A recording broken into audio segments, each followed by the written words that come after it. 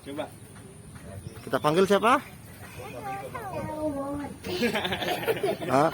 Siapa? Kita panggilkan Datuk Saud. Kita panggilkan Datuk Saud. Datuk Saud. Dengar nggak? Kita panggilkan Datuk Saud.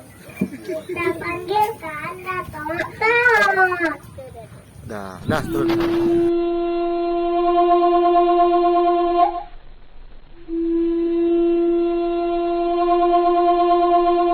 Selamat sore teman-teman, selamat datang di Jual Buku Sastra. Saat ini kita sedang memasuki hari ketiga yang mana juga hari terakhir. Dan pada sesi kali ini kita akan mengadakan ngoceh budaya bersama Datuk Saud Situmorang. Ada teh, ada cemilan-cemilan, monggo silakan diambil.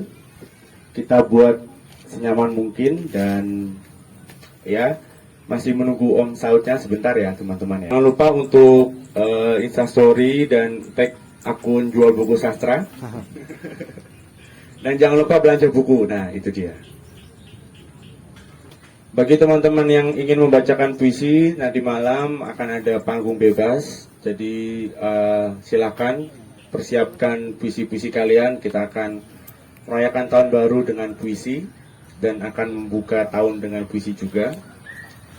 Jadi ini adalah ruang hangat bersama. Dan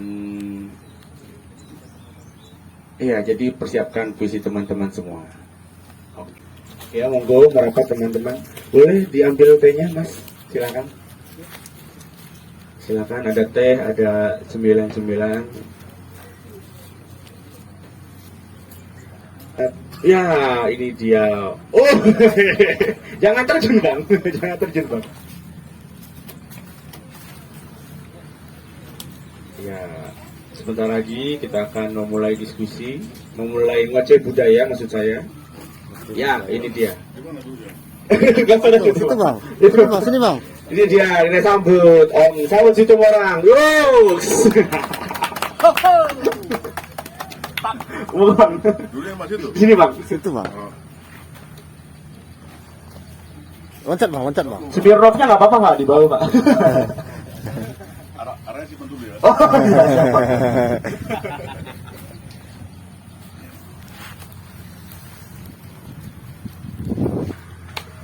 Selamat sore. Jawabannya nggak sama. Selamat sore anak-anak. Ya ini mau hujan kayaknya ya. Semoga cepat hujan terus selesai acara. Jadi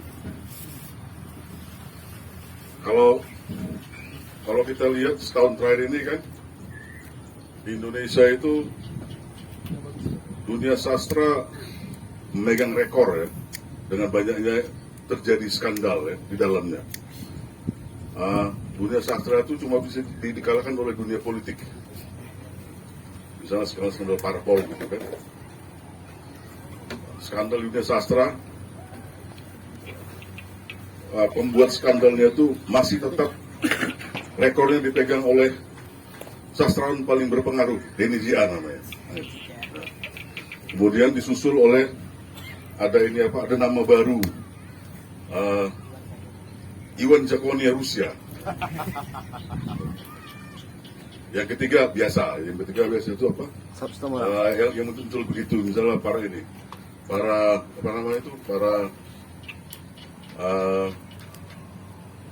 orang-orang yang menawarkan jalan cepat menuju selebritas di sastra, misalnya menulis novel dalam 1 detik, kan? Menulis buku dalam sekejap, gini jadi buku, banyak gitu kan, mulai dari tukang jual koyok di Minangkabau sana, saya profesor di Malang yang melakukan ini. Jadi ini skandal dunia sastra Indonesia di tahun ini. Kita bicarakan dulu Denny Zia. Denny Zia ini menarik nih orangnya, menarik karena dalam kasus psikoanalisis yang diteliti Sigmund Freud nggak ada kasus kayak dia.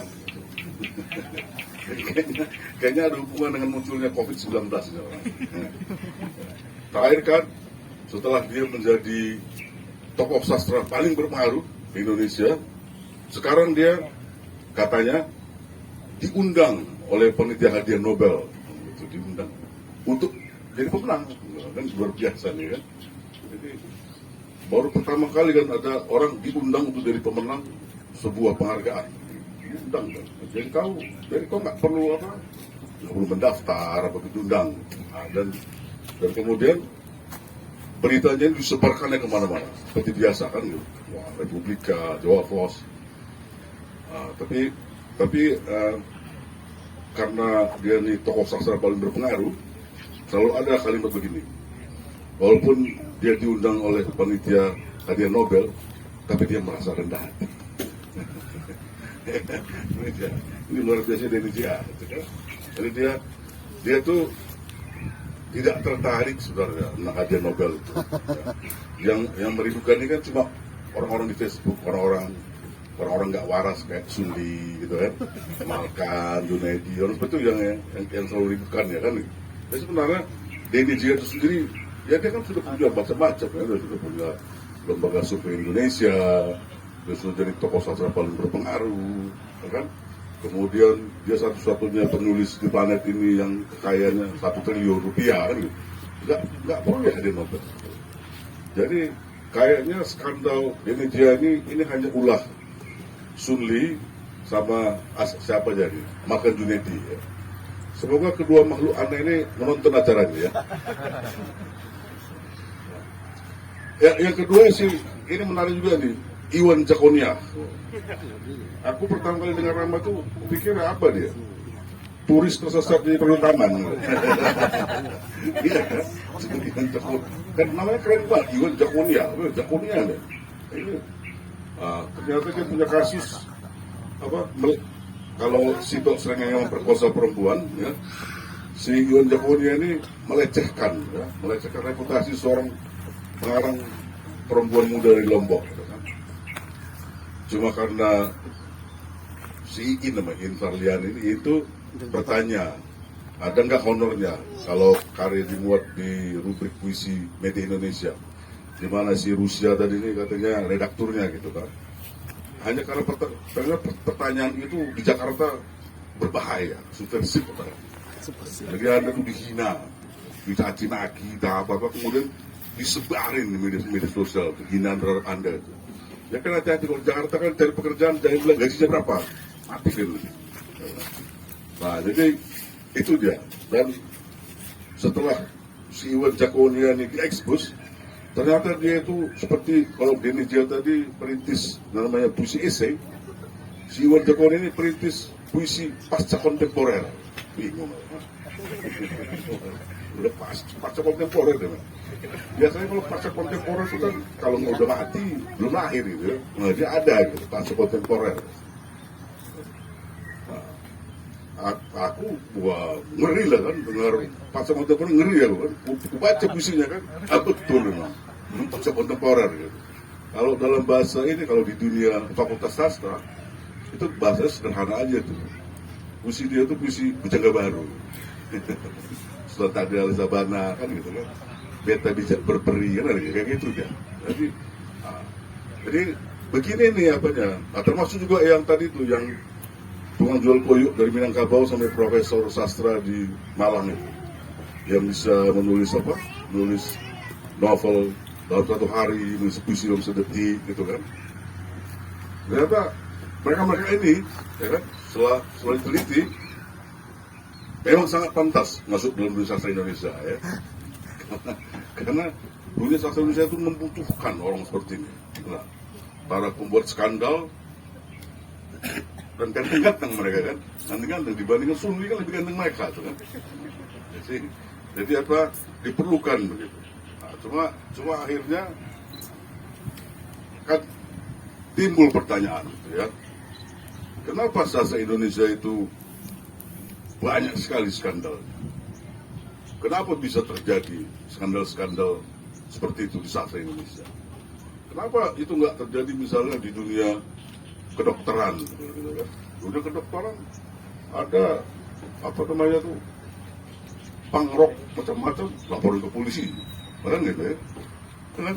Si jaring-jaring itu kan, macam-macam opsi gitu, mengganggu ikatan dokter Indonesia. Di sastra Indonesia nggak terjadi tuh, macam-macam. Ada satu orang? Ada penulis Gramedia yang namanya kayak lagu India tuh. Apa namanya? Tahu kok tuh. Gitu kan? Dia sastrawan, jadi sastrawan.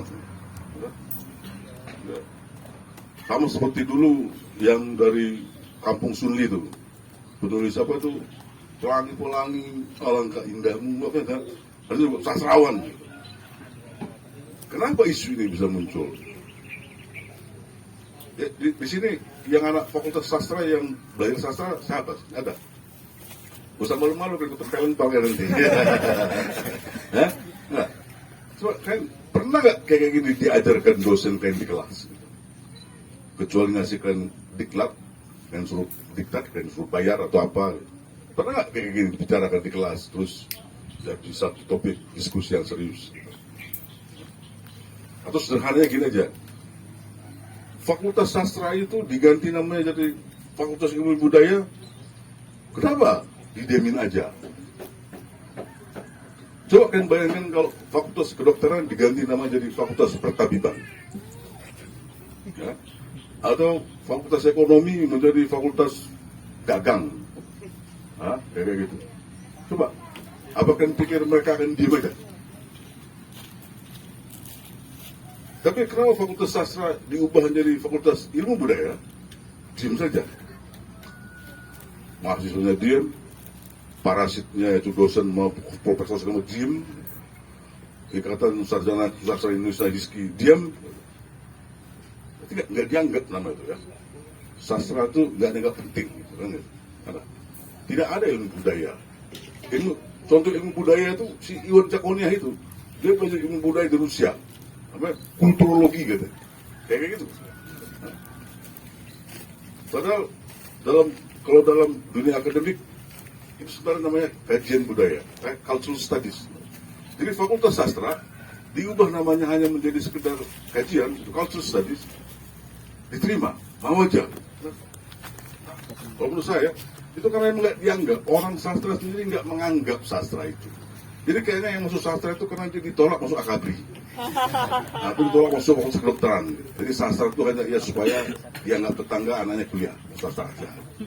Nggak benar-benar karena dia memang belajar sastra. Nah, karena ada ini dalam dunia akademik, internal akademik sastra, makanya muncullah skandal ini dianggap nggak ada hubungan dengan sastra. Ketika DNCA itu mengeluarkan membayari buku di nomor 33 tokoh sastra Supan Ngadu itu, di mana dia termasuk dalamnya, nggak ada tuh reaksi dari dunia akademik, dari Fakultas Sastra atau dari HISKI, malah ya yang mendukung DNCA itu justru orang-orang dari HISKI itu. HISKI itu apa itu Himpunan Sarjana Ilmu Kesusastraan Indonesia, seperti Sapardi Djoko Damono itu. Nah, itu menulis apa dia? Menulis esai dia. Melegitimasi puisi esai, baikkan. Sapardi itu tadi mana sekarang? Sudah ya, dari mana kau? Di tahun mana dia sekarang? Nah, itu coba ingat, orang sekelas Sapardi itu melakukan itu. Apalagi cuma dosen-dosen kalian yang di ini ya, di Sadar, di UNY, UADI. Kan?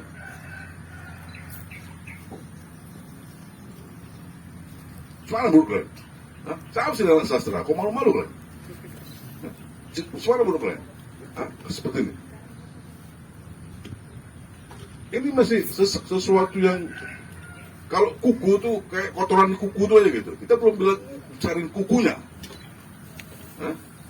Kukunya itu misalnya kualitas pengajaran sastra di Fakultas Sastra. Benar nggak dosen-dosen kalian tuh yang katanya sarjana sastra ngerti sastra? Kita belum ke situ. Nanti kalian bisa stroke kalian kalau kalian tahu tuh. Nah, langsung kalian semua jadi apa kalian bikin toko buku semua nanti kalian. Semua GPS jual buku saud. Nah. Baru ketawa kalian gitu. Nah, cuma menurut kalian kan luar biasa nggak? sudah nampak kan dari ketika nama Fakultas Sastra itu diganti aja, diam, gak ada reaksi. Ya. Makanya kalau ada skandal, yang mengatasnamakan sastra, diam. Seharusnya kalian, kalau anak sastra itu, datangi dosen kalian, pukuli kepalanya. Parasit nih, itu. Kemarin sini ada satu profesor namanya parasit, Faruk. ini kenal kan? Ini bukan isu yang penting dibicarakan, bukan isu seksi untuk dunia akademik yang seperti ini. Kayak kuliah 5 semester langsung mas. Coba kan, ngomongnya kita ini kan apa namanya ini? Ngoceh ini orasi itu di sana men, ngoceh nih, dia apa namanya, dua arah ini, mana bukan? Kasus seperti itu gimana? Nanti pasti nih, di yang sekarang FIB itu, pasti novel Terelie, novel Pelangi-Pelangi itu dibahas ya, dianggap karya sastra kan? Nah, tapi pernah nggak dijelaskan dosennya kenapa ini dianggap karya sastra? Nggak pernah. Berarti kan langsung suruh, coba kan bikin ringkasan cerita kan? Itu si anak-anak kecil dua tuh jangan keringkasan. Apa mereka tuh analisis karakter nggak bisa? Ya, kan gitu, selalu begitu kan? Ada diterima aja kan? Nah. Sastra itu apa? Indonesia itu apa? Indonesia itu apa? Indonesia itu adalah Jokowi dan semua cebongnya. Nah, kan itu harus ada gitu kan? Sastra itu apa? Aku pernah kayak gini, ngoceh-ngoceh gini sama di Sulawesi sana. Sebelahku tuh dokter. Mau nangis. Pinter kali deh. Sastra itu katanya prosa, puisi, drama. Dokter. Hah? Gila. Dia bisa jadi dokter sastra, pengetahuannya cuma itu. Ini. Kalau kan sini bukan anak sastra, sorry ya, tapi ini soal sastra paling penting. Di sastra itu udah begitu rusaknya sastra itu, bukan cuma dunia sastranya, tapi juga dunia akademik sastranya di universitas seperti Fakultas Sastra tadi, sehingga sebenarnya dihapus aja itu. Dihapus aja itu. Contoh begini itu. Kalau seorang sarjana dokter gitu ya, sarjana dokter dari kedokteran, kalau sakit perut dia tahu apa harus sakit perut kan gitu kan. Ini kopi apotek ini. Kalau anak ekonomi, tadi manajemen atau akuntan kasih persoalan ekonomi pasti bisa dia. Ini dia 1+1=2 kan begitu tahu dia. Ya. Fakultas hukum juga begitu, dia tahu hukumnya apa nih. Kalau ada maling ketangkap hukumnya apa, dia pasti dia tahu. Coba anak sastra, sarjana sastra, coba disuruh, coba kau bahas puisi ini. Aku yakin nggak bisa dia, nggak bisa dia. Paling dia ngomongnya, oh puisi ini artinya ini gitu. Tapi dia nggak dibedahnya puisi. Pertama kali, apakah ini puisi atau enggak? Begini, begitu kualitas sarjana sastra di Indonesia.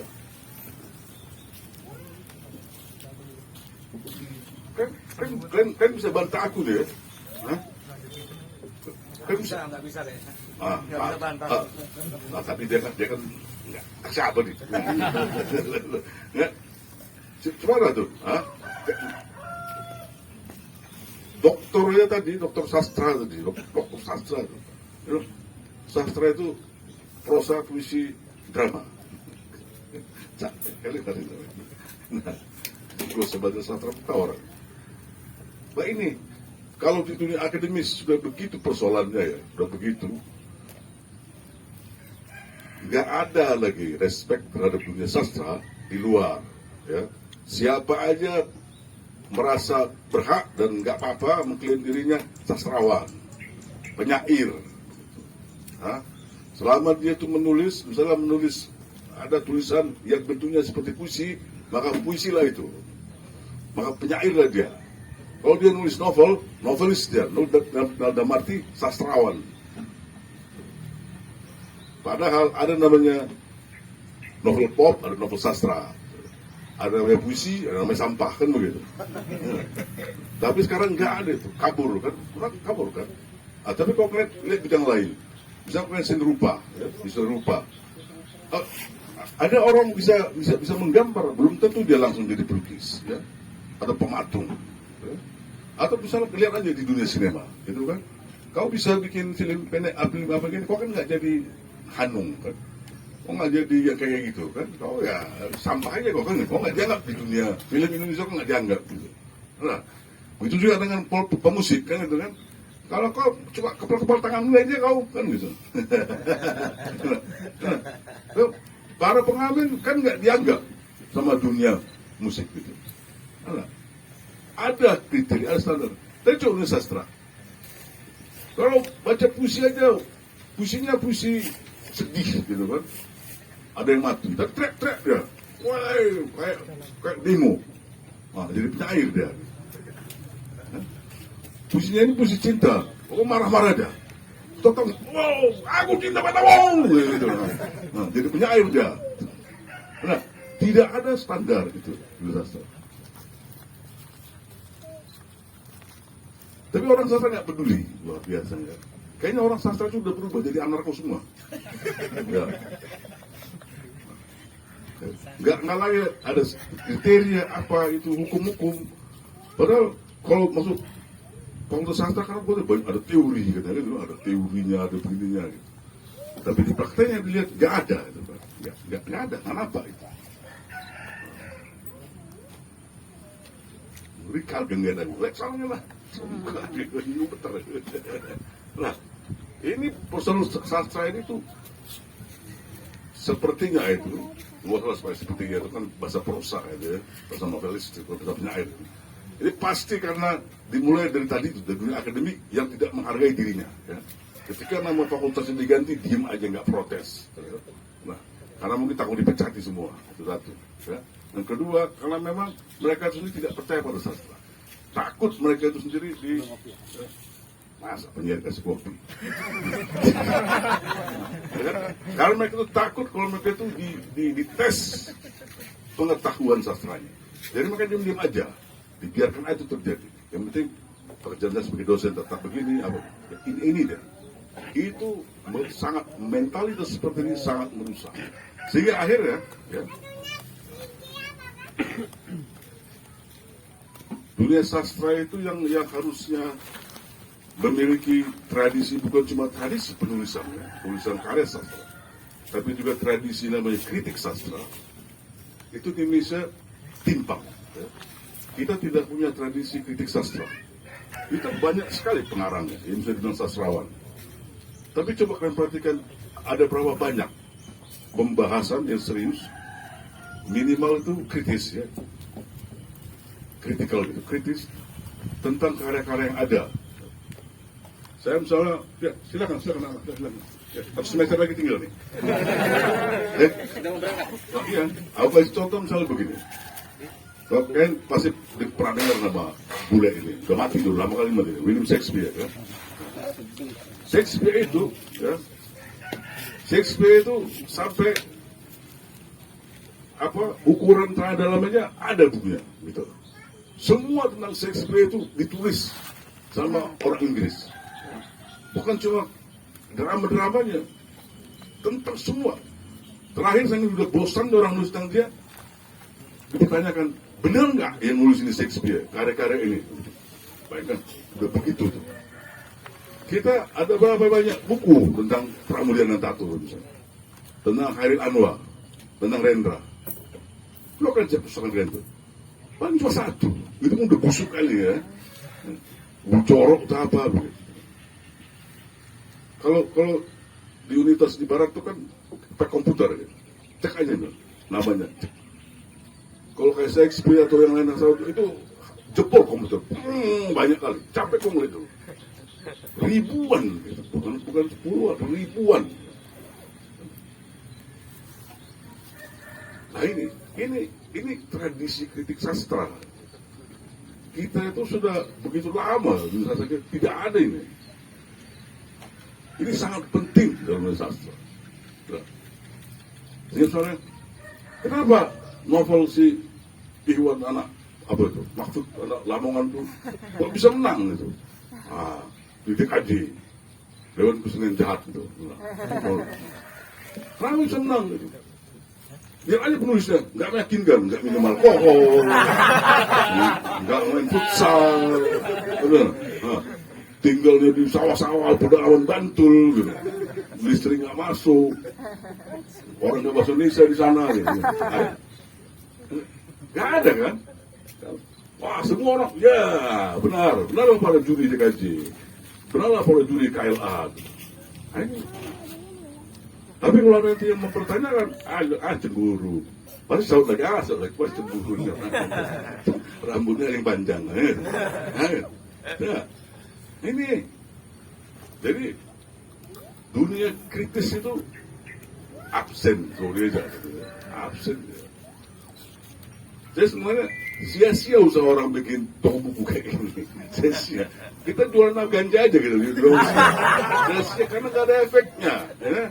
Orang beli buku sebenarnya hanya untuk disimpan aja, ya, untuk bantal atau apa, nggak menimbulkan cara berpikir yang kritis tadi. Nah, karena mungkin takut dibilang marah-marah, begini. Nah, ini karena ini sangat subjektif, tapi benar. Sastra itu yang paling seksi, ya. Sastra itu paling seksi. Dulu waktu SMA di Jogja, saya baca semua tuh, ya. Malah pernah kuliah sosiologi apa baca. Gak ada menarik itu, ya. Tapi begitu baca sastra, pertama kali aku benar-benar baca sastra dan menganalisis karya sastra, misalnya novel, ya, novel Hemingway, misalnya, itu bukan kau alur cerita, plot, bukan karakterisasi, banyak ini. Nanti masuk, kalau canggih lagi, filsafat si pengarang, kondisi apa, gila itu dari satu fucking novel tuh. Oh iya, fucking novel menurut dia. Gak ada nih, kalau dia sosiologi apa itu, gitu-gitu aja mereka itu. Meneliti pelacur, di sarkem, itu saya bosan. Statistik dulu, tapi sastra banyak gitu. Mulai perspektif agama, ateis, anarkul, apa ada gitu. Ini loh. Dan karena itu membacanya gila-gilaan.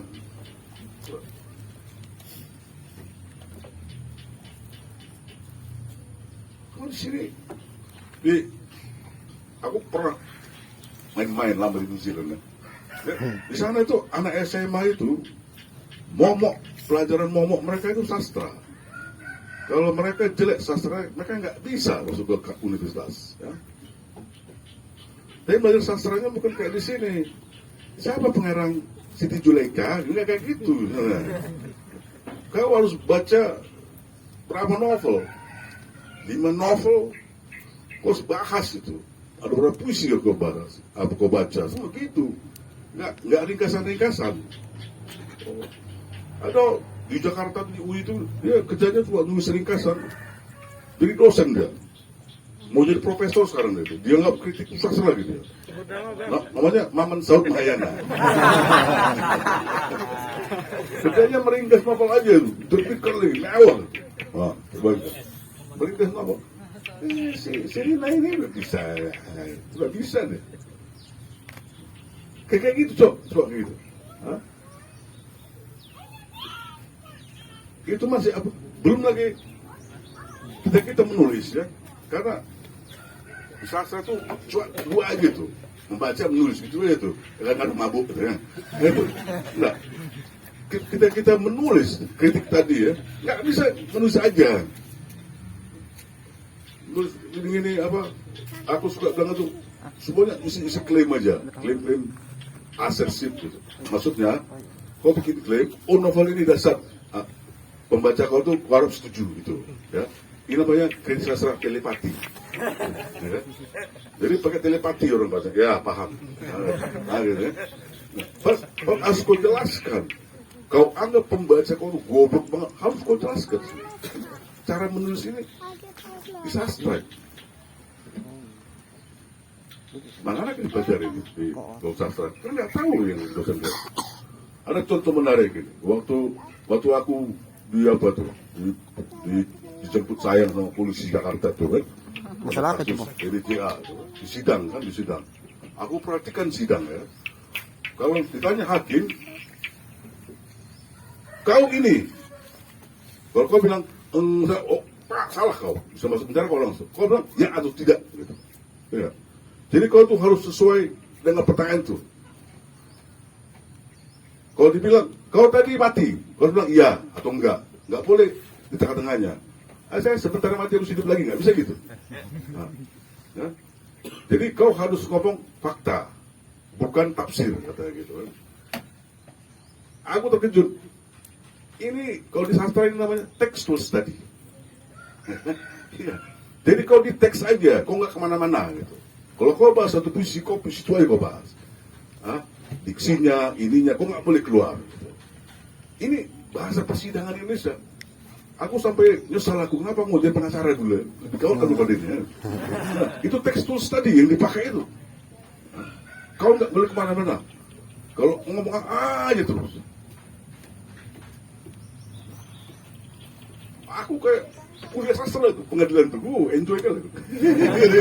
Iya. Nah, so, si Patin Hamamba tuh yang apa melaporkan aku tuh nangis deh. Ya orang yang ngerti sastra, nggak tenang gitu. Hidup kuliah Patin dari gitu. Maksudnya tuh metode orang membaca sastra, menganalisis sastra itu ternyata ada di luar sana.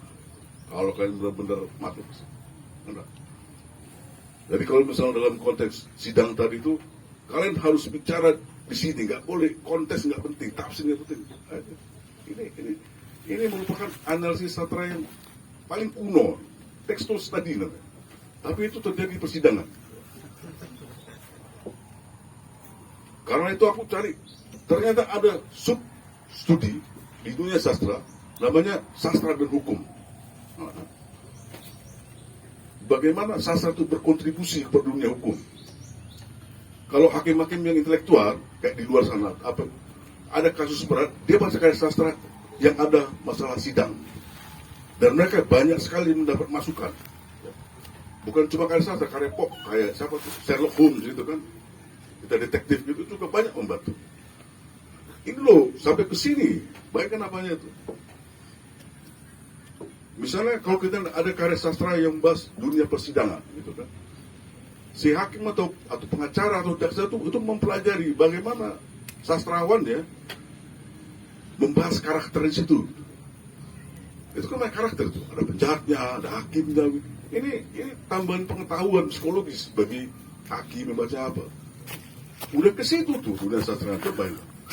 Nggak cuma yang tadi itu. Tere-tere, pelangi-pelangi, udah ke situ, dan kita nggak mungkin tuh. Minimum sepanjang hidup kalian, aku masih panjang hidup aku. Nggak mungkin nggak sampai ke situ, karena di dunia sastra sendiri aja dia itu udah ke situ, keluar ke dunia hukum. Ternyata di luar ini luar biasa. Ada lagi satu lagi sudah sastra dan pengobatan. Pernah bayangkan? Di sini ada dia disertasi dokternya tuh membahas bagaimana novelis Indonesia menggambarkan dokter dan dukun di novel-novel mereka. Sebut nama, Bang. Itu gitu. Bayangkan tuh disertasi dokter itu. Waktu itu hanya judulnya tuh aja diungkap dulu di zamannya miris sebelum ada Facebook, Twitter itu miris penyair sahabat sastra itu. Ada orang sastra senior yang langsung bilang, oh sastra Indonesia sakit ya. Dia langsung itu karena dikoplok nggak ngerti. Karena jurnal bagaimana para novelis menggambarkan dokter dan dukun di novel Indonesia. Jadi gini kira, novelis Indonesia itu apa dia? Negatif sekali pandangan terhadap dukun. dengan dokter, wah, pokoknya puja-puja, dukun itu dijatuhkan. Tapi waktu dia menjelaskan dukun, dia paham sampai ke teknik membuat apanya itu, apa namanya? Ramuan. Ramuan apa, dia paham. Tapi tentang dokter, nggak ada dia paham. Suntiknya kayak mana, obatnya apa, nggak tahu dah. Ini kan, kesenjangannya kan. Dukun yang dia pahami betul sampai ke teknik membuat ramuan segala macam tadi, diredahkan. Dokter, enggak. Gitu. Kalau tanya lebih jauh lagi nih, dukun yang ada dirinya sendiri itu, karena dukun itu lokal, direndahkan itu. Dokter, karena ilmu pengetahuan luar, dinaikkannya. Gitu. Hah? Kalau mau jauh lagi gitu kan, ini studi pasca kolonial nih kan. Bagaimana inlandernya tuh, para novelis itu. Ini rata-rata novelis balai pustaka. Ayo, inlander semua itu kan.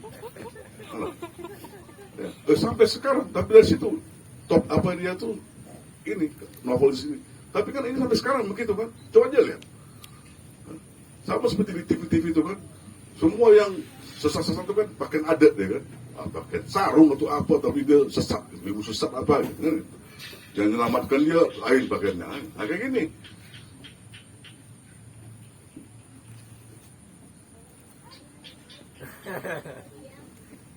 Ya, ini mana ada yang dapat di ruang fakultas sastra kan. Jadi besok kami mau bikin sini khusus fakultas sastra itu nggak ada apanya tingginya. Ya? Jadi biarkan tinggalnya itu fakultas sastra UGM apa biar kemana aja. Biar apa tuh? Biar pengangguran tuh Faruk tuh. Sama itu ada preman baru nih, Salah Dharma, Yopi namanya, Yopi Time apa, Yopi itu.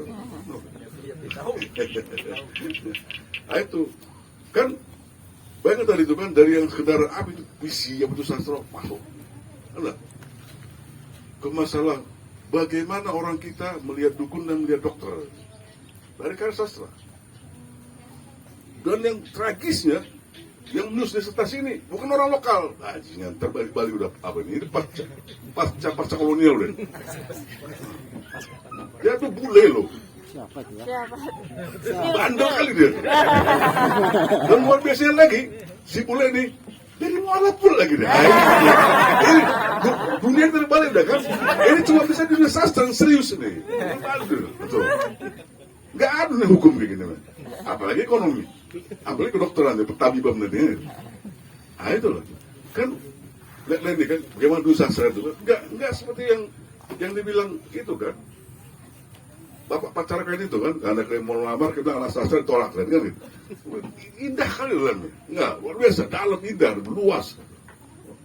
So kalian lihat makhluk sana itu, enggak ada mau sastra datang jauh-jauh dari Australia datang, hanya mau dengar celotek ini.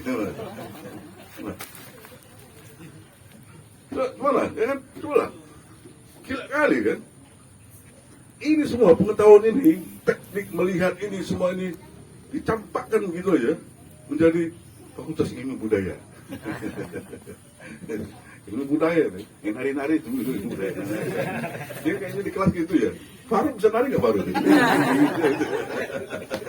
Dari dia pohon di kelas. Halo. Hah? Nah itu loh, coba. Karena ya dunia yang begitu menarik itu penuh alkohol, penuh birahi, penuh tahap tadi itu dibuang gitu aja. Ya? Maka terjadilah skandal-skandal tadi. Bisalah orang tak dari mana muncul jadi sasaran paling berpengaruh. Nah, kan? Ada satu lagi pasca kontemporer apa? Kontemporer apa? Sekali belum bilang. Kontemporer. Enggak. Yang lain lagi Nabi menulis novel dalam sekejap jadi. Apalagi nulis puisi gitu ya. Itu kan. Nah, muncullah semua ini. Nah, jadilah orang-orang luar sastra itu selalu bilang, kok dunia sastra Indonesia itu selalu banyak skandalnya. Tapi maksudnya itu ngejek. Sampai diperhatikan di luar sana itu. Coba loh. Tapi kan jawabnya itu gampang. Ya itu menunjukkan dunia sastra itu intelektual, sensitif, kritis ya. Gak kayak dua kalian itu gitu kan. Diam-diam aja kalian kan. Gak menarik dunia kalian. Ya. Tapi itulah kenapa saya bisa. Ini persoalan. Dan ini bukan cuma persoalan tahun 2021. Ini sudah dari zaman jahiliyah dulu nih. Dari dulu begini terus di sastra Indonesia. Ya, Ya, sejak ada sastra Indonesia itu. Tapi luar biasanya orang-orang sastra itu selalu bilang yang ada itu krisis karya. Itu terus krisis karya kan. Padahal dia punya novel 2, 3 menang terus perlombaan, tapi dia bilang krisis karya kan. Gitu. Nggak pernah bukan krisis karya, krisis otakmu kan gitu kan. Yang begini nih, karya banyak kali. Kalau nggak percaya, lihat di situ. Itu si Stobolong berapa buku itu? Sampah tuh orang. Enggak. Nah ini dia. Ini dunia apa nih dunia sastra itu kan begitu. Dunia akademisnya begitu. Kemarin berbicara sini yang jadi ngomongin like Facebook kan. Di Suli itu kan. Wah, kritikus sastra ngomongin like untuk DDJ. Nah itulah dia. Jadi apa kalau kita melihat tadi apa nama itu skandal terjadi di sastra Indonesia ini, terutama dilakukan oleh orang-orang yang sebenarnya bukan bagian dari sastra Indonesia, alasannya seperti itu, makanya bisa terjadi. Terutama itu karena dunia akademisnya memang sudah mati. Mereka cuma mikirin perutnya aja. Jadi memang harus dibubarkan aja fakultas sastra itu. Ya, jurusan sastra, apalagi sastra daerah pun ada lagi, banyak sastra daerah. Mereka nggak sebutnya namanya sastra daerah, tapi nggak ada sastra bukan daerah. Kan? Ada kan kalau sastra kan sastra daerah. Kan? Bos itu maksudnya sastra Batak, sastra Jawa, sastra Bali kan begitu daerah. Berarti kalau sastra daerah ada sastra bukan daerah kan? Sastra kelautan. Nah, jadi kayak gini dia. Beginilah apa suasana dan kualitas dunia sastra Indonesia saat ini. Jadi, terima kasih ya hujan nggak turun. Terima kasih ya, itu dulu.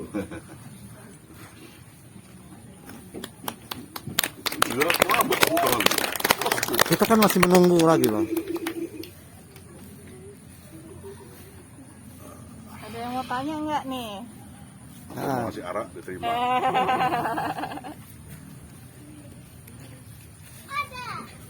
Apa?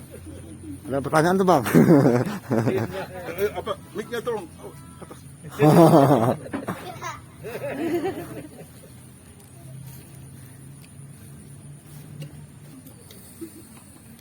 Sini kan penyeloteh namanya. Bentar lagi jadi penyair.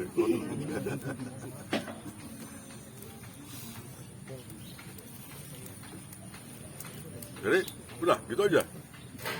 Nggak ada yang apa ini tersinggung. Ajak berantem. Aku pernah ajak berantem, tersinggung dia. Iya, di acara si Asep Jam-Jam Nur Tasikmalaya. Tersinggung dia bangkit, ajak berantem.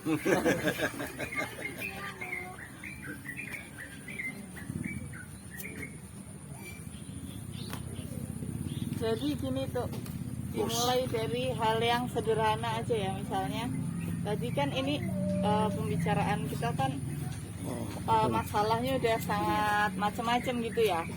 Dari sederhana kayak kita ngomongin sastra bukan sastra itu kayak sebentar. Jadi kayak percakapan kemarin itu kan Prof Faruk juga mengakui ya bahwa dunia akademik kita sastra itu mereka cuma peduli sama teori. Mereka apa namanya bisa menganalisa karya apa aja gitu, nggak peduli gitu mereka karyanya apa, yang penting teorinya kayak gitu. Kalau dia mau ngomongin misalnya pakai teorinya Freud, ya berarti dia cuman menganalisa yang penting di novel itu ada unsur psikologi yang bisa digali kayak gitu. Nah, sehingga padahal yang tidak disadari seperti yang Datuk bilang tadi, jadi tidak ada pakem yang ini ya, yang kuat gitu. Ini tuh sebenarnya ke arah mana kayak gitu, itu dari dunia akademik. Terus belum lagi sekarang kita di era digital kayak gitu, banyak influencer, banyak platform yang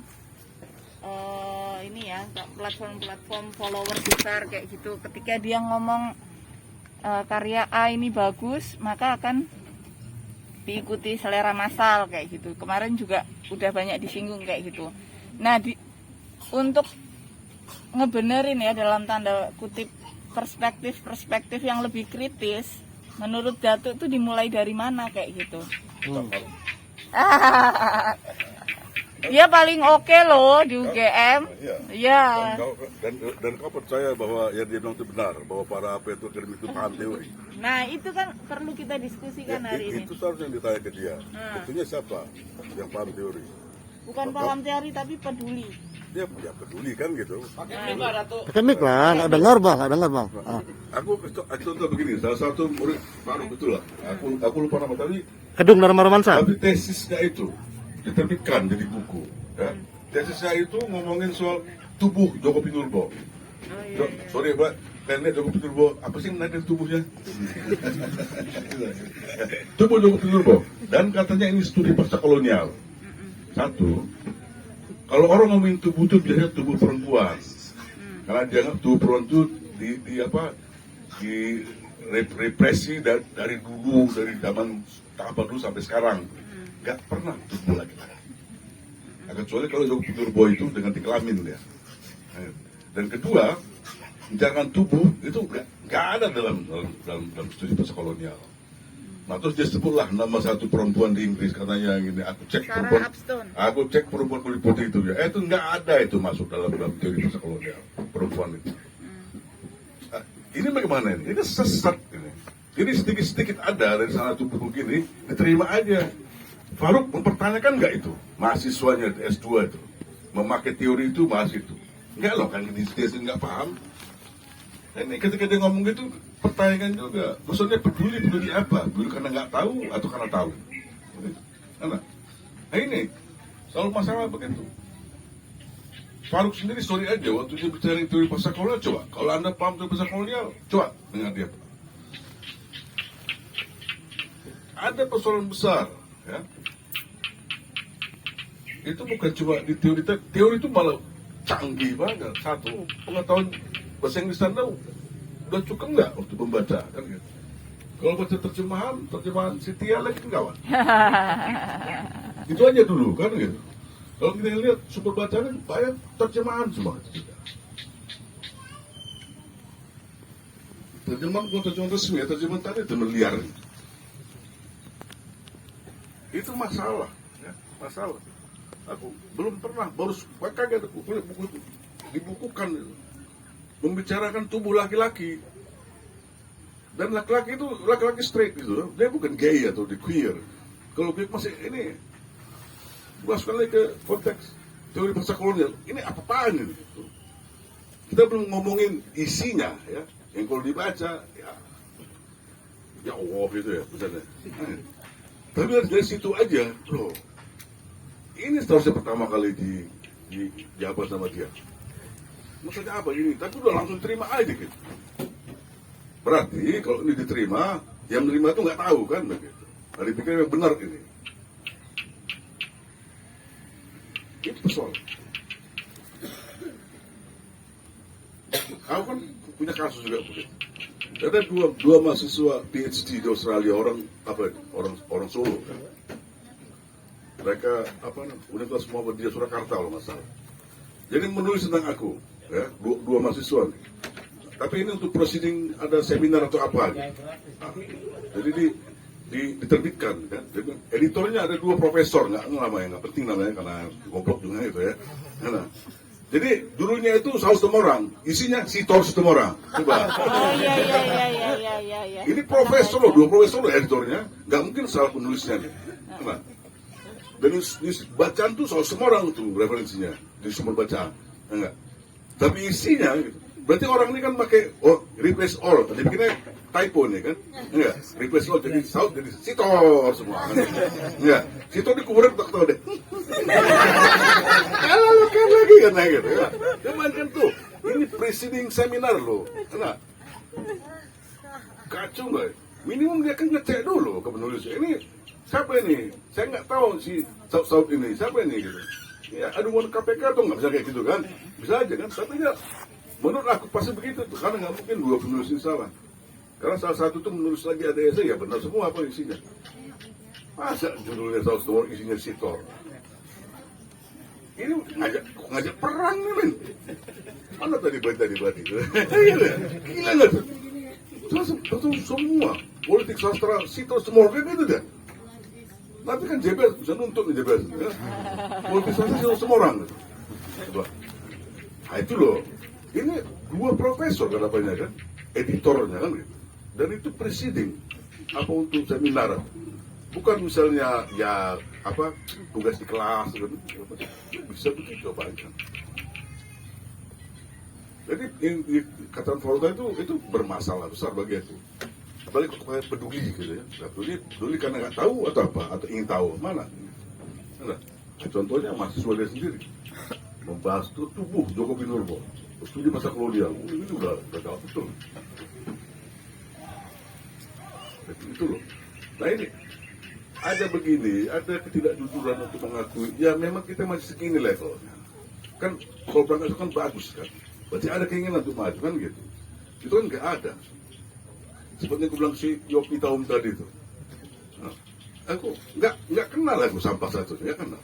Tapi di grup WA apa dia mahasiswa dia, aku dimaki-maki. Gitu. Karena masalah ini JA. Ya? Nah, kebetulan ada di situ yang screenshot ngasih ke aku kan begitu. Ya, aku respon lah, usul masukan lagi, dimasukkan ya kan, jadi rame. Tapi aku juga jatuhnya maki-maki, padahal karena dia kan, kalau nggak dia kan ada screenshot nggak aku balas ya. Ya aku tantang aja sadar, aku bilang sadar. Saya dulu pernah ngajar di Sadar itu, di S2 saya ngajar. Yopi tahun saya S1, nggak menghormati senior kan gitu. Ya. Sekarang gini aja, Yopi tahun kau bikin acara di kampus kau tuh, Sadar itu. Saya macam-macam lagi gitu. Oh saya tidak melani orang tua marah-marah kayak gitu, boleh begitu. Malah dia itu apa loh? Apa namanya? Grup WA mahasiswa yang mau skripsi gitu. Apa hubungan dengan aku? Skripsi mereka hanya Denny JA. Nah gitu. Jadi nggak ada kejujuran itu. Jadi apa gitu? Kalau misalnya dia tahu tuh sebenarnya pengagum semua orang gitu kan. Tapi ya malu-malu kan gitu. Itu aja. Nggak ada. Kalau gitu mulai dari situ bisa bagus sebenarnya. Persoalan ini gampang bagus sebenarnya. Tapi kan nggak ada. Sebenarnya bukan peduli pada teori itu. Banyak peduli pada pekerjaannya aja. Itu kemarin benar. Takut dia kan. Takut begini, takut dipecat, takut apa. Ya. Karena banyak mahasiswa S2 yang nunggu kan menggantikan mereka kan. Gitu.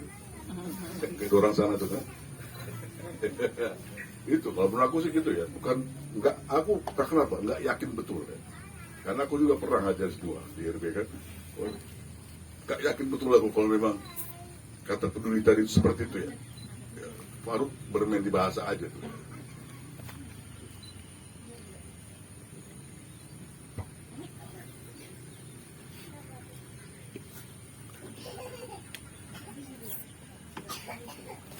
Kaleidoskop Sastra Indonesia tahun 2021 diringkas Saud Situmorang. Kalau ada acara sastra, selalu itu acaranya baca puisi. Nggak pernah baca novel. Penyair itu susah. Itu puisi begini. Mau tulis tuh enak kali. Tulis selesai. Terus tanggung jawabnya. Dan dia terus foto katanya. Matinya sang novelis. Jadi malam ini kita mulai nih tradisi. Novelis membaca novel. Mahfud Ikhwan. Kalau nggak boleh pulang. Minimum 3 bab. Kataman ya, kataman. Oh sudah di kumparan sudah bang. Hah? Dia membacakan untuk kumparan plus. Tantangan diterima. Mantap. Suntuk nih kayak wayang nih kayaknya. Iyalah, masa nonton film India pulang. Udah mantap tuh, nei. Dah, tutup aja. Wih. Mau ditiru, Mas? Perkenalkan, nama saya Kela Lair, saya dari Sumatera. Saya ingin bertanya. Saya juga Sumatera. Ramanya ya. Oh, bagaimana? Palembang. Wong gitu. Aku ingin bertanya, kita melihat misal dunia sastra kita begitu bobrok. Kita melihat bagaimana ada karya-karya Hujan di Bulan Juni, Gilan dan Milea, atau Atas Nama Cinta yang dilahirkan begitu lucu dari rahim si mucikari. Saya melihat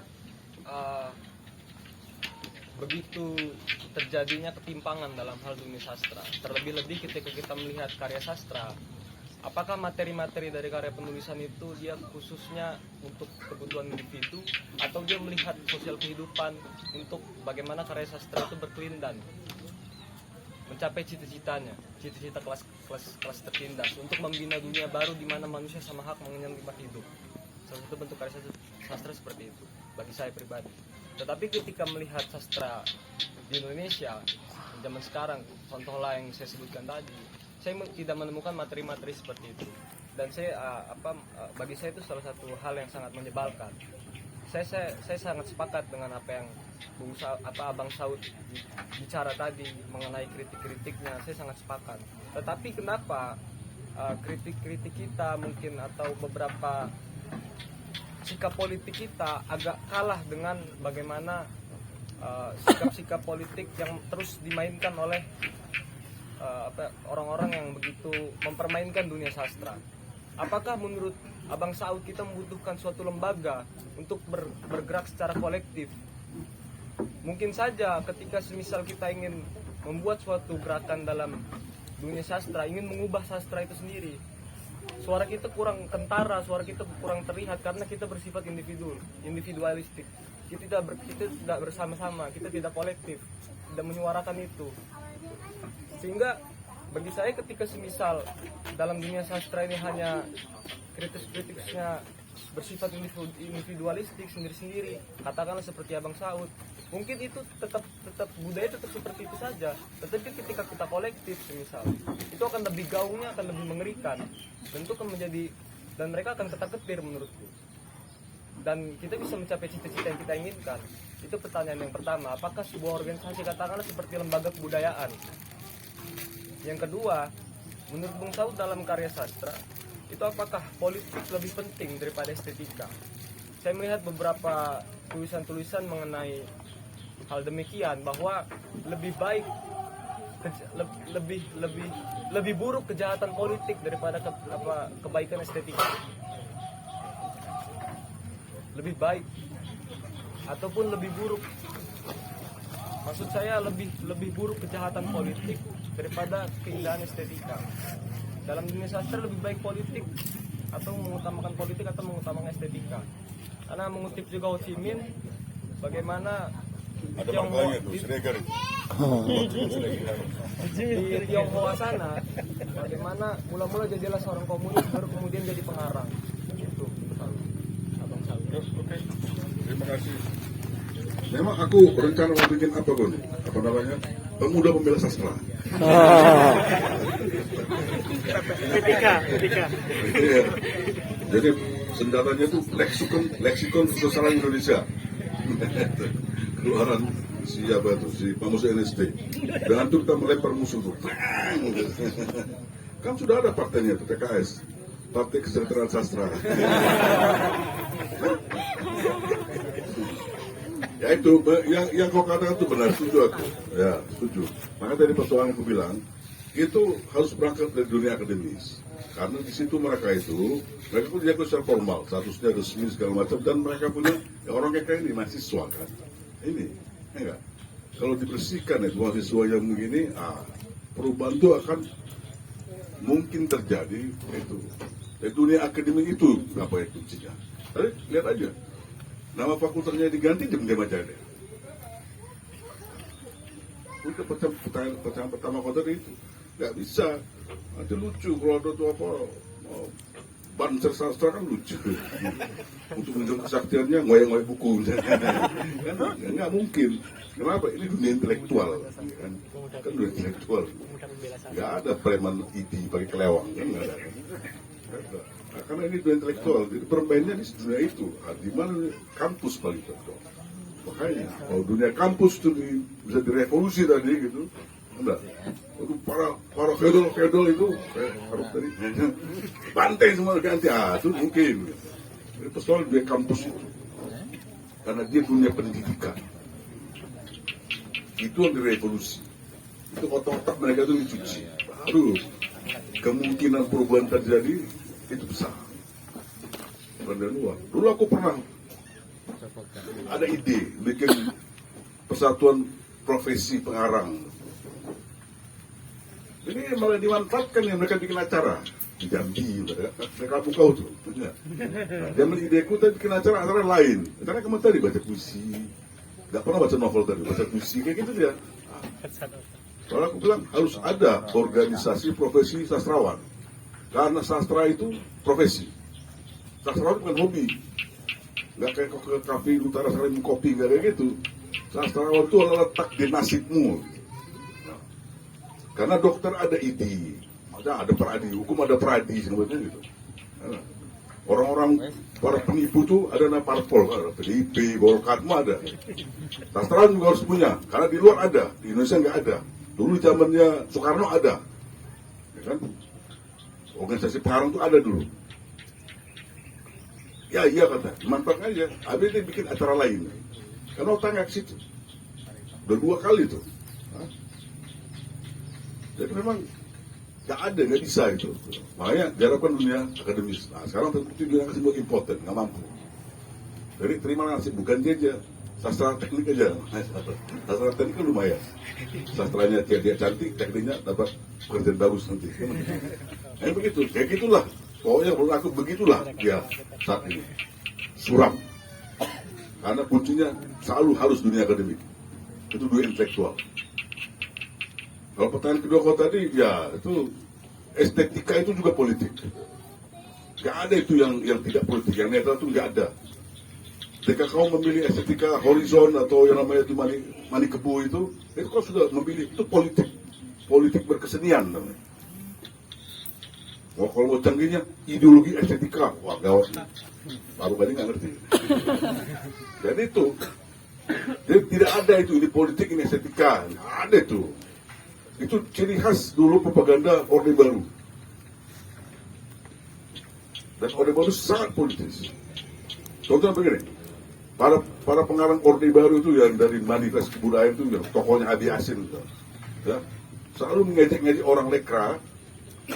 Bagi lekra itu politik adalah panglima. Sementara bagi mereka, Kawi Yasin, Nur Muhammad, sate kucing lento ya, estetika adalah panglima katanya. Ini bullshit.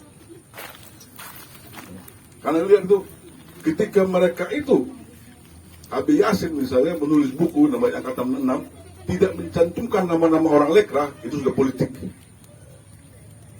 Ketika mereka bikin majalah Horizon, itu sudah politik. Dan Horizon ini hanya memiliki ideologi tadi itu tidak boleh membicarakan orang miskin, tertindas, itu sudah politik. Jadi bagi orang Abi Yasin, Marius Kebudayaan, politik juga panglima. Tapi kasih kedok ya, kedok estetika tadi. Jadi nggak ada gitu. Estetika itu sudah politis, estetika. Kecuali estetika sebagai subjek filsafat di UGM, itulah. Di Bonbin kok gini-gini lah kalau ngeliat bakso tuh kan, gimana lah indahnya kan gitu. Ya indahnya kok makan nih. Jadi jangan percaya kok ini mitos Orde Baru. Dan sampai sekarang tuh masih menguasai kampus-kampus. Terutama kampus-kampus kayak sastra tadi. Oh, ada estetika, ada politik. Estetika tidak boleh divulgarkan oleh politik macam begitu. Itu bullshit. Karena begitu mereka ngomong gitu aja, itu sudah politik. Yang kau bilang tadi itu aku ingin juga begitu kan. Tidak berpolitik pun adalah politik kan. Tidak bersifat politik kan. Ya benar, tapi itu lakukannya sadar dia melakukan kebodohan itu. Itu si aku ingin tadi itu. Ya, itu. Jadi jangan mau ngomong ini propaganda jauh ulang terus. Bahwa estetika itu harus dilepaskan dari politik. Karena ketika estetika itu benar-benar politik, habis gitu. Baca misalnya novel Pak Pram misalnya, tetralogi kalau itu kan. Nah, tetralogi itu tidak ada mengkritik Soeharto. Gitu. Kenapa dilarang gitu? Pram itu bukan komunis, Pram itu. Kenapa dilarang gitu? Karena kritiknya ada budaya Jawa kan. Soeharto sakit hati itu aja persoalannya kan. Kritiknya terhadap budaya Jawa, nggak ada itu kelas sosial, tak ada di novelnya. Kritiknya terhadap feodalisme Jawa luar biasa. Goyang suka. Itu baru satu. Misalnya kayak Puji Tukul, Puspusya. Coba Coba kau bayangkan ada 10 aja Wiji Tukur, 10 aja Pramudia. Jokowi udah melarikan diri, exile loh Jokowi ini ke Qatar sana. Tapi kan nggak ada, karena dibilang sama itunya, apanya itu, buzzer-buzzernya itu. Kalau nulis puisi kayak gini, tidak estetik, bukan puisi, bukan sastra ini pamflet katanya gitu. Dan banyak yang percaya. Contohnya Sesuli tadi. Jadi itu propaganda busuk kaum fasis loh itu. Orde Baru itu. Kalau mereka sangat politis. Kalau kau baca manifest kemudian itu kan sangat politisnya. Undang Muhammad itu, boleh muka P besar, politis. Ya kalau tanya kan, Taufik Ismail itu dia nangis-nangis, kan politis tuh, politik nangis tuh. Karena pengaruh publik yang melihatnya. Bajingan tuh, lebih jahat politik mereka pada lekra. Tapi lekra juga yang jahat, nama istilah politik itu divulgarkan, dinista sama orang-orang sampah ini. Kalau kau kuliah ini di Festival UGM, di Mas tapi Nggak ada loh.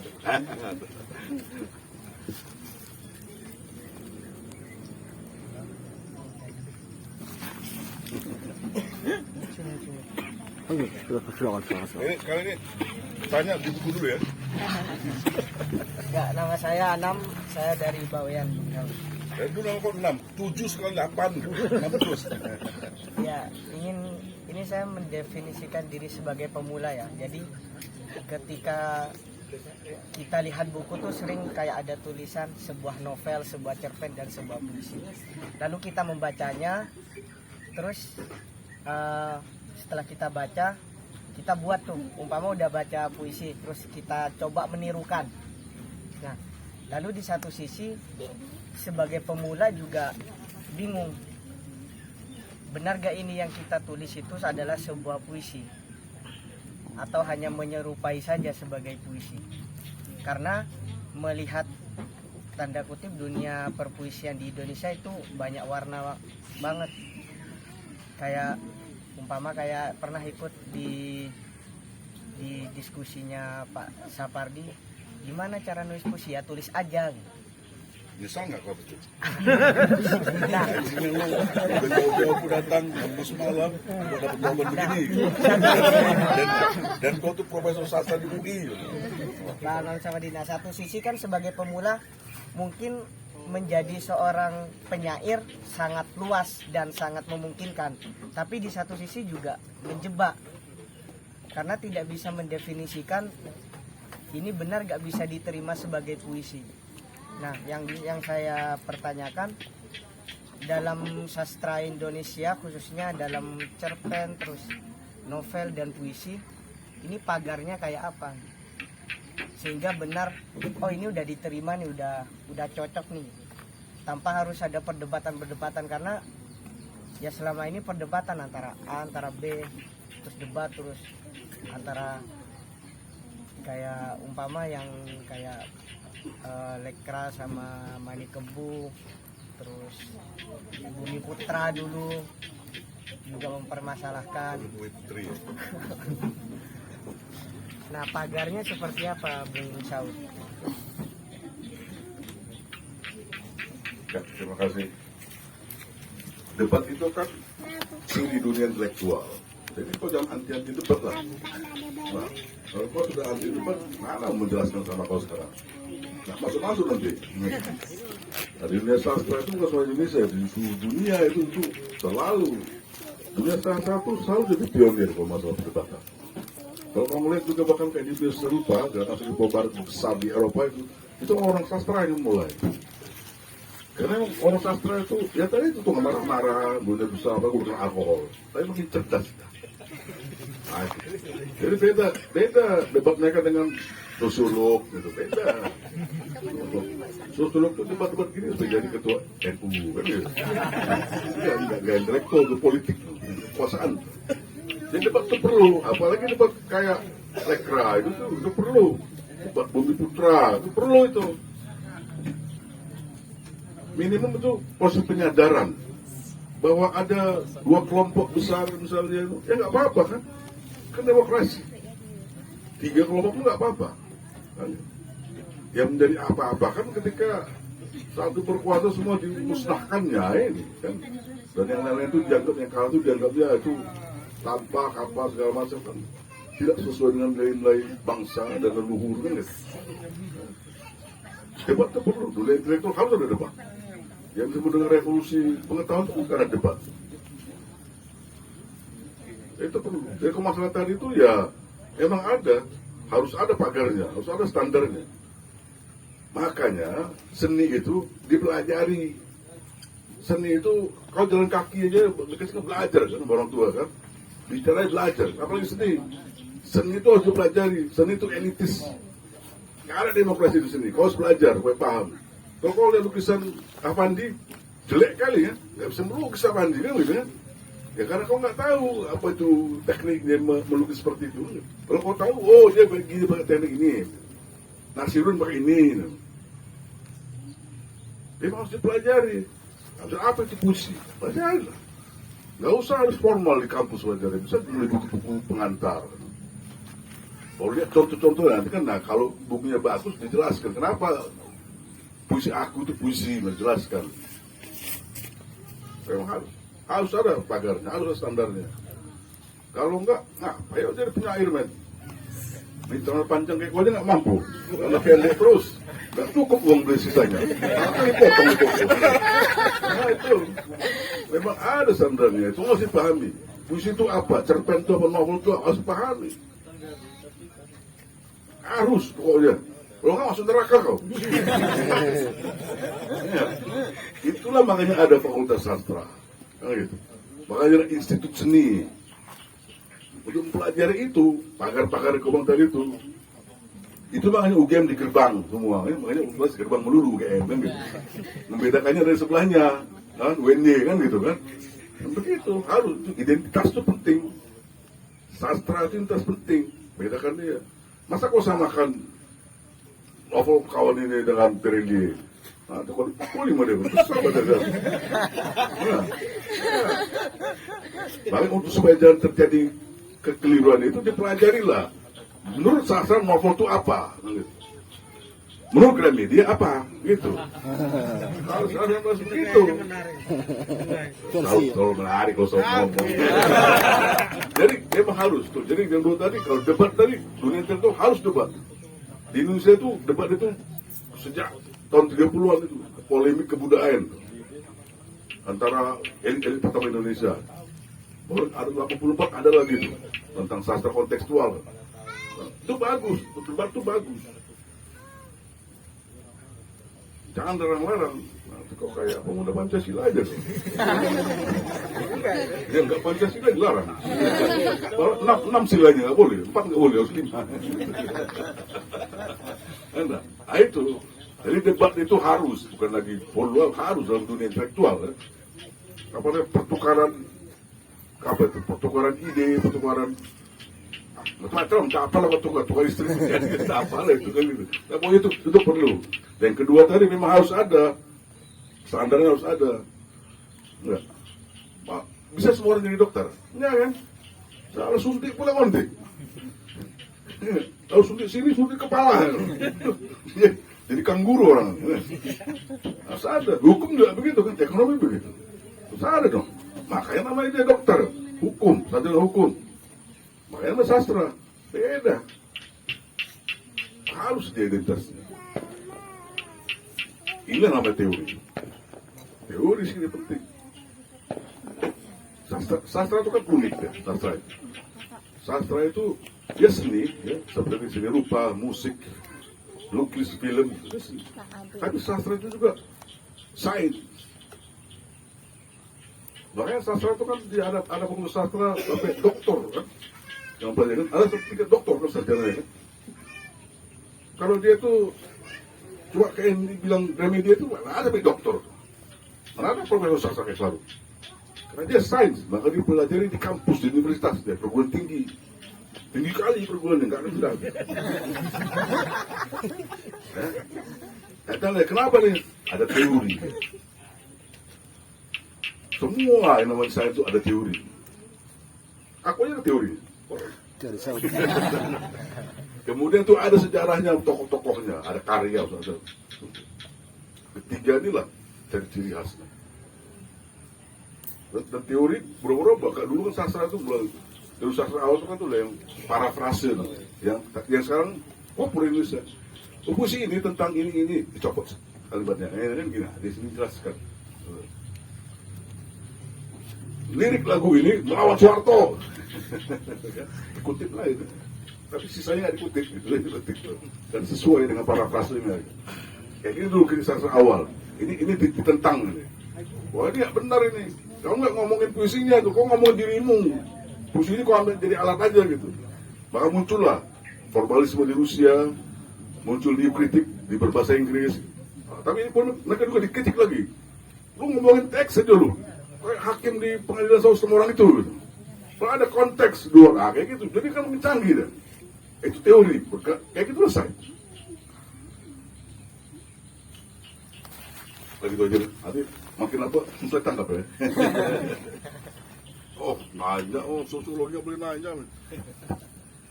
Menyambung tadi Bang, soal teori tadi. Jadi karena aku adalah bukan dari sastra, dari sosiologi dan belakangan juga baca teori-teori sastra. Yang aku pinjam kopi dari mejamu itu. Itu kan aku melihat bahwa teori-teori sosiologi seperti marxisme, poststrukturalisme dan lain itu ada di situ sebagai bagian dari teori sastra. Pertanyaanku adalah apakah ini lahir dari sastra? Teori-teori yang tadi dari sosiologi, mungkin dari psikologi juga ada. Itu apakah kemudian lahir dari sastra atau bagaimana hubungan antara sastra dengan jurusan-jurusan tadi, dengan sosiologi atau apa gitu. Karena selama ini kalau dari sosiologi itu seperti tidak ada hubungan sama sekali. Nah, bagaimana ini teori-teori marxisme tadi itu kemudian menjadi bagian dari teori sastra, Pak? Kalau tadi dibicarakan bahwa sastra itu as science, karena itu kan perlu memang ada teorinya. Nah, ini hubungan sastra dengan jurusan-jurusan yang lain, dengan program-program studi yang lain seperti sosiologi, psikologi itu bagaimana? Sudah, itu aja. Lah, mau maghrib. Harap dan nunggu ini kan baik pertanyaan gue. Aku sebagai orang sastra harus bilang semua teori berasal dari sastra. Iya. So, kalau lihat, ya, yang saya para sosiolog tuh waktu mereka ngasih contoh untuk teori kan, misalnya pakai sastra ya. Ada sosiologi sastra, ada namanya. Kau aja nggak kemana kau dengar dulu sastra. Mau promosi balik kayaknya. Baru dosen mutu. Jadi kalau lihat apa itu, kebanyakan itu teori berangkat dari sastra. Ya. Maksudnya orang sastra dulu tuh, karena orang sastra membahas karya, muncullah teori, karena konkret. Ya. Satu novel aja misalnya gitu kan, Uncle Tom's Cabin tentang budak di Amerika itu. Itu banyak bisa keluar dari teori kan, ya, dari sejarah, perbudakan, segala macam. Nah, itu banyak sekali. Jadi tidak heran kalau banyak teori-teori yang dominan itu berasal memang dari pemikiran orang sastra. Sastra kan kalau sederhananya tadi ya, ada namanya kritik baru kalau di dunia berbahasa Inggris. Kalau di luar itu kan ada formalisme. Ini masuk. Dan orang dalam ini kan yang dikirim ada Marxis, ada apa gitu. Karena ada formalisme Marxis, ada formalisme apa, tapi kan di dunia ini dalam teknik mereka menganalisis secara formalis tadi, terus sampai strukturalisme, semua itu. Karena dunia sastra itu banyak contohnya untuk mereka aplikasikan teori mereka. Novel, terutama novel tadi. Jadi disitu aja. Nah, kalau punya hubungan dengan jurusan lain, ya tadi itu kebanyakan sastra itu jadi objek aplikasi mereka aja. Dengan sosiologi sastra, di psikologi juga ada gitu kan. Kan karakter tokoh ini apa, psikologi, psikoanalisis apa gitu. Di hukum juga seperti tadi kan, di hukum juga begitu. Konteksnya lagi ada persidangan. Di di tetralogi Pram kan ada tuh persidangan tuh, Mingke di sidang macam segala macam itu jadi kasus itu. Kalau orang sastra dan hukum itu bisa jadi apa istilahnya kasus untuk analisis. Apa yang terjadi dalam sidang itu ada rasisme macam-macam tuh. Jadi kenapa sastra itu? Karena emang udah banyak contohnya dalam karya sastra, terutama novel. Itu sebelum munculnya film. Nah sekarang muncul film jadi ini kan. Film kan juga ada film bicara, film ini. Tambah lagi sekarang muncul kajian namanya cultural studies, wah makin ini kan. Tapi di awal yang begitu, filsafat juga itu ngambil contohnya dari karya sastra. Misalnya Dostoyevsky, ya, Brother Karamazov, Crime and Punishment, asik. Shakespeare juga begitu. Waktu Mas Shakespeare, politik misalnya, lihat di tragedinya, Julius Caesar, King Lear itu semua, Macbeth, kan, ini kan udah contoh jelas ini. Makanya kalau teori, apalagi teori kontemporer itu muncul dari sastra, ya sudah harus. Cerdas orang sastra masuk hilang kan. Iya kan? Ya kalau ini Faruk orang sastra bisa nulis buku sosiologi sastra, bukan sosiologi deh. Ada? Coba kan orang sosiologi ada nggak? Bisa nggak itu? Belum ada kan? Ya paling jauh pencapaiannya ketua NU lah, gitu kan? Ada ketua Muhammadiyah kan? Nah, saya kan nggak ada kan? Kok sastra tuh psikoanalisis sastra? Yang tadi, aku bilang tadi si mualaf tadi itu kan penggambaran tokoh di novel, tapi dalam konteks dunia pengobatan, medicine. Kawan nggak tuh? Novel sudah begitu deh. Nah itu kan terutama di novel itu udah banyak contoh-contoh, jadi gampang teori diaplikasikan. Canggih jawabannya. Iya bang. Jadi jam berapa nanti pembacaan novel nih? Atau perlu Harus pertama bang, sebelum pembacaan puisi. Oh iya, kehormatan diberikan. Kau perlu nanti ada orang untuk mempraktekannya. Waktu kamu marah-marah, marah gitu. Tapi bisu, nggak pakai suara dia gitu.